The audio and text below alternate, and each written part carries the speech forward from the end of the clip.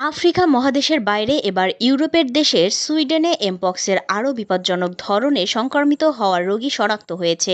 দেশটির জনস্বাস্থ্য বিষয়ক সংস্থা জানিয়েছে, মাঙ্কিপক্স ভাইরাসের সংক্রমণের ঘটনা দেশটিতে এটি প্রথম। সংস্থাটি বলছে, এমপক্স শনাক্ত হওয়া এই ব্যক্তি আফ্রিকার একটি দেশে অবস্থানকালে মাঙ্কিপক্স ভাইরাসে সংক্রমিত হয়েছেন। আফ্রিকার বিভিন্ন দেশে বর্তমানে এমপক্সের ক্লেড 1 ধরনের সংক্রামক ছড়িয়ে পড়েছে। সুইডিশ সরকার বৃহস্পতিবার এক ঘোষণায় জানিয়েছেন, আগামী দিনে এই অঞ্চলে আক্রান্তের সংখ্যা আরও বাড়তে পারে বলে আশঙ্কা করা হচ্ছে। স্বাস্থ্য ও সামাজিক বিষয়ক মন্ত্রী জ্যাকব ফরসমেট বৃহস্পতিবার এক সংবাদ সম্মেলনে বলেন, আমরা এখন নিশ্চিত হয়েছি যে সুইডেনে আরও গুরুতর ধরনের এমপক্সের একটি কেস শনাক্ত হয়েছে, যার নাম ক্লেড আই।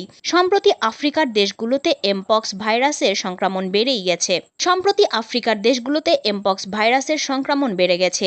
এই নিয়ে এখন বিশ্বব্যাপী উদ্বেগ ছড়িয়ে পড়েছে। এমন পরিস্থিতিতে বুধবার জনস্বাস্থ্যের জন্য জরুরি অবস্থা জারি করে বিশ্ব স্বাস্থ্য সংস্থা। মূলত কঙ্গো থেকে প্রতিবেশী দেশগুলোতে এই ভাইরাসটি ছড়িয়ে পড়ছে।